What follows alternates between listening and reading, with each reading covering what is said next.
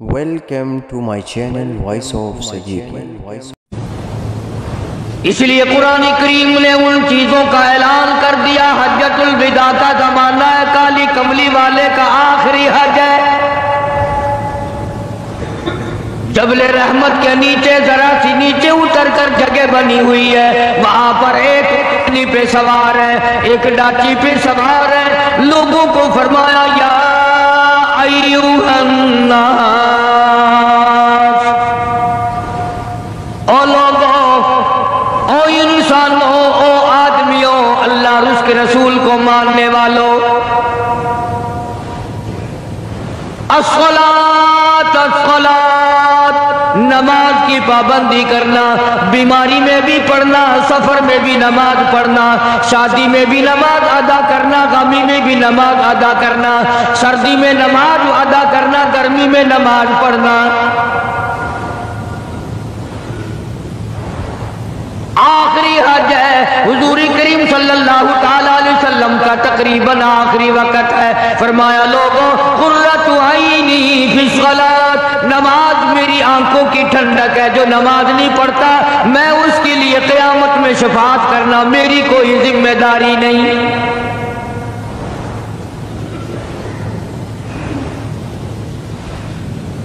او ما ملکت ایمانہم، اور لوگوں اپنے ملازموں کا خیال کرنا، محتاجوں کا خیال کرنا، غریبوں کا خیال کرنا، مزدوروں کا خیال کرنا، معذوروں کا خیال کرنا، غریب پروری کرنا، لوگوں کے ساتھ ہمدردی والا برتاؤ کرنا۔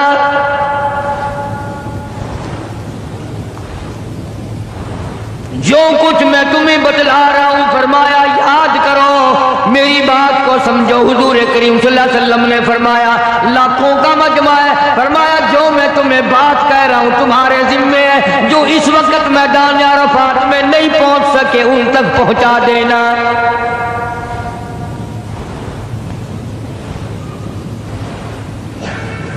ادھر آپ نے امت کو تبلیغ فرمائی، آخری خطبہ ہے حضور کریم صلی اللہ علیہ وسلم کا، آخری خطبہ، آخری وعد ہے، آخری نصیحتیں۔ ادھر قرآن کریم کی آخری آیت نازل ہو گئی، الیوم اکملت لکم دینکم واتممت علیکم نعمتی ورضیت لکم الاسلام دینا۔ کالی کملی والے، آج ہم نے تمہارا دین کامل کر دیا، اسلام مکمل ہو گیا۔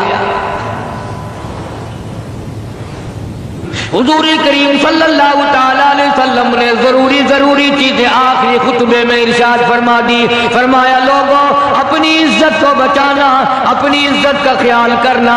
دو چیزوں کی ضمانت آج تم مجھے دے دو، ایک چیز کی ضمانت آج میں تمہیں دے دیتا ہوں، اپنی زبان کی اجازت دو، غلط نہیں استعمال کرو گے، اللہ رسول کے خلاف نہیں چلاؤ گے، اپنی نفسانی خواہشات کی ضمانت دو، اللہ اور اس کے رسول کے حکم کے خلاف نہیں برتو گے، نہیں چلاؤ گے۔ فرمایا والذی نفسی بیدی محمدا، اور لوگوں اس مالک کائنات کی قسم، میں جنت الفردوس کی تمہیں ضمانت دیتا ہوں۔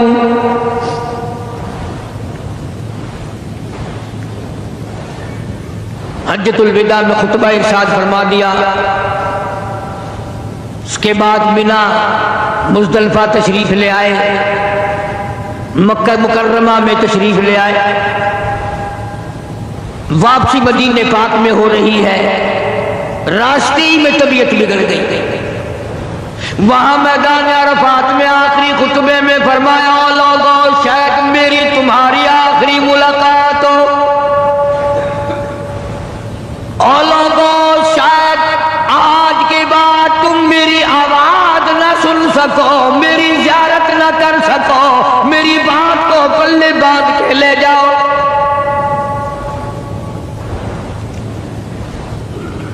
مدینہ طیبہ میں پہنچ گئے، راستے میں جو طبیعت بگڑی اور مزید خراب ہوتی چلی گئی، زیادہ پریشانی بڑھتی چلی گئی، یہاں تک کہ مدینہ پاک میں تشریف لے گئے تو مرض شدت اختیار کر گیا۔ جناب ابو ہریرہ رضی اللہ تعالیٰ عنہ نے دیکھ کر آ گئی, بڑی ناتوانی سی آ گئی, بڑے آپ کمزور ہو گئے, بہت زیادہ ضعیفی چہرے سے ظاہر ہونے لگی. فرمایا ابو ہریرہ موت قریب ہے, موت قریب ہے, زندگی دور ہوتی چلی جا رہی ہے. اور تجھے کیا بتلاؤں, جب قرآن کریم کی ان صورتوں کی تلاوت کرتا ہوں جن میں قیامت کا ذکر ہے, میرا سانس رک جاتا ہے,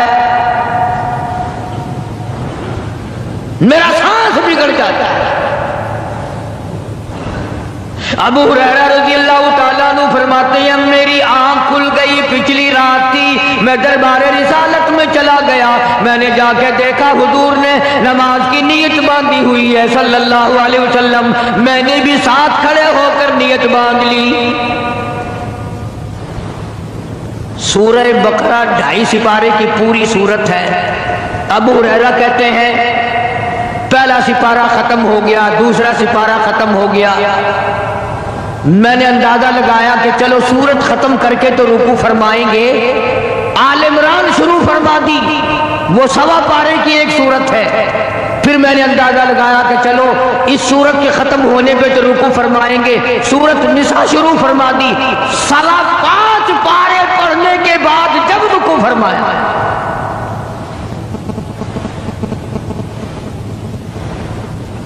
اپنا حال بھی دیکھ, اس کالی کملی والے کا حال بھی دیکھ صلی اللہ علیہ وسلم. ابو ہریرہ کہتے ہیں جب قرآن مجید کی تلاوت ہو رہی تھی, میں پاس کھڑا ہوا تھا نماز میں, حضور کے سینے سے, آپ کی چھاتی سے مجھے یوں سانس پھولنے کی آواز آئی جیسے ہنڈی پکتی ہوئی کھولتی ہے. سانس پھول گیا. قرآن کریم کی تلاوت کرتے کرتے طبیعت متاثر ہو رہی ہے.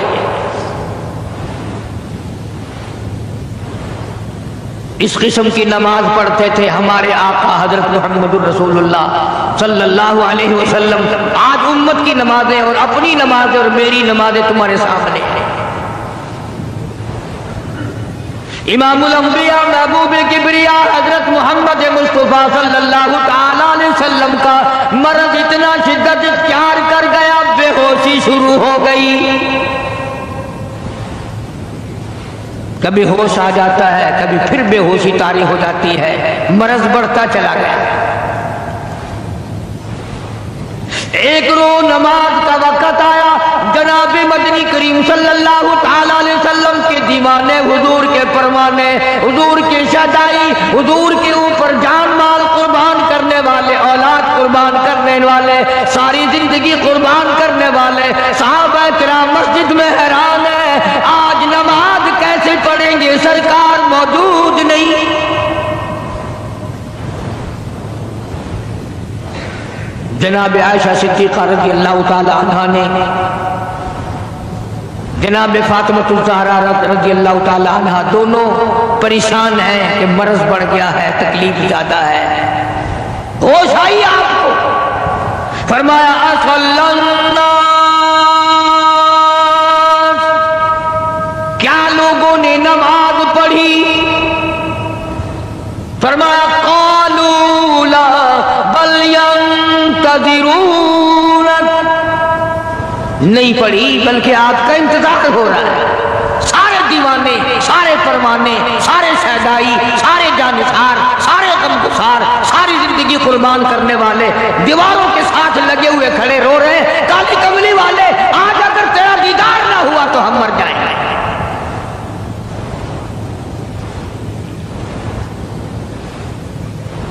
فرمایا مری ابا بکر ان یصلی الناس. عائشہ رضی اللہ تعالیٰ عنہ, ابو بکر کو میری طرف سے حکم دو میرے مصلی پہ کھڑا ہو کر نماز پڑھائے, میرے مصلی پہ کھڑے ہو کر نماز پڑھائے. حضرت عائشہ رضی اللہ تعالیٰ عنہ نے عرض کر دیا میرے آقا, میرا ابا تو کئی دن سے روتا پھرتا ہے, کئی دن سے رو رہا ہے.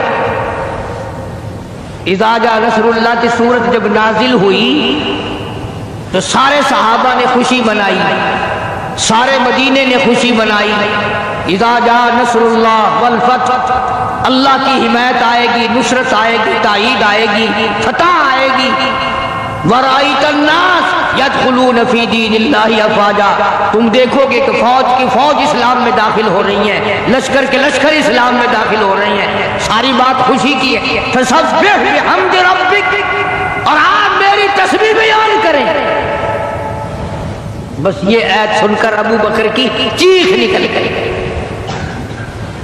سارا مدینہ خوشیاں منا رہا ہے، سارا مدینہ خوشیوں میں ہے، سارے صحابہ خوشیاں منا رہے ہیں۔ عام لشکر اسلام میں داخل ہوں گے، ساری فوجی اسلام میں داخل ہو جائیں گی، لیکن ابو بکر صدیق کو لوگوں نے دیکھا اس کونے میں بیٹھا روتا ہے، گھر میں بیٹھا ہوا رو رہا ہے۔ اس نے پوچھا صدیق رضی اللہ تعالیٰ عنہ، سارے تو خوشیاں منا رہے ہیں، تو رو رہا ہے، تجھے کیا تکلیف پہنچی ہے؟ اذا جاء نصر اللہ کی سورت کے نزول کا پتہ نہیں چلا؟ جناب ابو بکر رضی اللہ تعالیٰ عنہ جو نبوت کا راز جانتے ہیں، مزاج شناس نبوت کے سب سے پہلا رفیق، سب سے پہلا ساتھی ابو بکر صدیق رضی اللہ تعالیٰ عنہ ہے۔ روتے روتے فرمانے لگے، او مدینے والو، یار کی جدائی کا وقت آ گیا۔ حضور کریم صلی اللہ علیہ وسلم کی روانگی کا وقت آ گیا۔ انہوں نے کہا تجھے کیسے پتا چلا؟ کہ دیکھتے نہیں ہو قرآن میں کیا؟ فَسَبِّحْ بِحَمْدِ رَبِّكَ، آپ میری تسبیح بیان کریں، مطلب یہ کہ آپ میرے یہاں آ جائیں۔ سب سے زیادہ صدیق اکبر نے قرآن کریم کو سمجھا۔ تو حضرت عائشہ رضی اللہ تعالیٰ عنہ نے عرض کیا، کالی کمبلی والے وہ تو پہلے روتے پھرتے میرے ابا کو، کسی اور کو حکم دو۔ فرمایا عائشہ، امت میں تیرے باپ جیسا نظر کوئی نہیں آتا،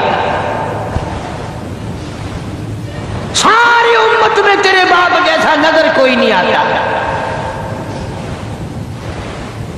صدیق اکبر رضی اللہ تعالیٰ عنہ کو حکم مل گیا، صحابہ نے مصلی پہ کھڑا کر دیا، نماز ہو رہی ہے۔ اللہ اکبر، ایک تھوڑا سا نقطہ باریک سا ہے، اگر توجہ کرو گے تو مزہ آئے گا۔ ادھر حکم دے دیا نماز پڑھانے کا، ادھر نماز شروع ہو گئی۔ ایک تو یہ بات تھی نا کہ حکم دیا، نماز ہو گئی، پوری ہو جائے گی، وہ پڑھا دیں گے، اور ایک یہ ہے کہ میں خود نماز پڑھاتا ابو بکر کو دیکھوں، صرف پڑھاتا نہ دیکھوں، میں بھی صدیق کے پیچھے نماز پڑھوں۔ کل لوگ کوئی اعتراض نہ کرے، یہ ایک بڑی بات ہوتی ہے، پر مصلی پہ بھی خود کھڑا کرنا اور خود پیچھے آ کر کے نماز کی نیت باندھنا۔ دو نوجوانوں کو بلایا، حضرت عباس رضی اللہ تعالیٰ عنہ ہے اور ایک اور صحابی ہے، دونوں کے کندھوں پہ ہاتھ مبارک رکھے اور قدم مبارک گھسٹتے ہوئے مسجد میں تشریف لائے۔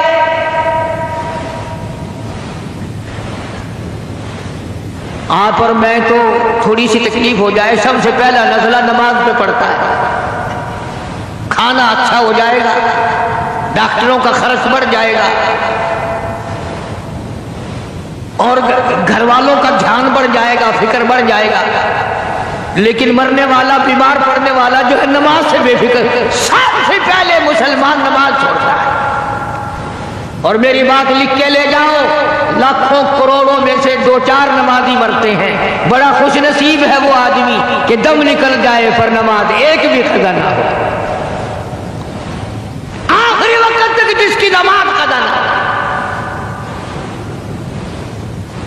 حضور کریم صلی اللہ تعالیٰ علیہ وسلم نے پیچھے آ کر کے نیت باندھ لی۔ ابو بکر کو احساس ہو گیا، پتہ چل گیا کہ صدیق اکبر کو معلوم ہو گیا، حضور میرے پیچھے تشریف لے آئے، نماز میں شامل ہو گئے۔ ابو بکر پیچھے ہٹنے لگے، مصلی چھوڑنے لگے۔ آپ نے فرمایا الزم مکانک، ٹھہرا رو وہی جہاں میں نے تجھے کھڑا کر دیا۔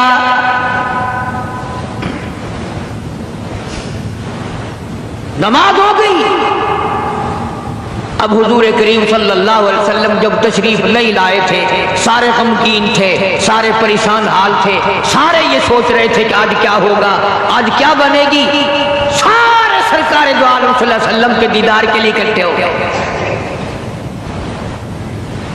اور یہ آپ کا تشریف لانا آخری تشریف لانا ہے مسجد نبوی میں، اور منبر پہ آپ تشریف فرما ہوئے۔ آپ نے اسی خطبے کی پھر بعد الفاظوں کو، بعد احکامات کو دہرایا، اور لوگوں نماز کا خیال کرنا، نماز کی پابندی کرنا، یتیموں کا خیال کرنا، محتاجوں کی غریب پروری کرنا، اگر اس کے خلاف تم چلو گے میری کوئی ذمہ داری نہیں۔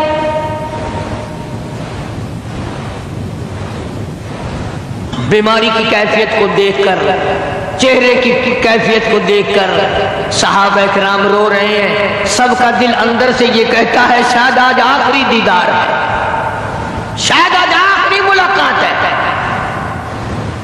ادھر خود اعلان فرما دیا، فرمایا لوگوں میری شاید آخری ملاقات ہو، آج کی بات زیارت نہ کر سکو گے، میری بات سن لو، میری بات اپنے دل میں لکھ لو، کلمہ قرآن کو اپنے ساتھ رکھنا، میں یہ قرآن کریم تمہارے سپرد امانت کے طور پہ کر رہا ہوں، کل قیامت میں تم سے واپس لے لوں گا۔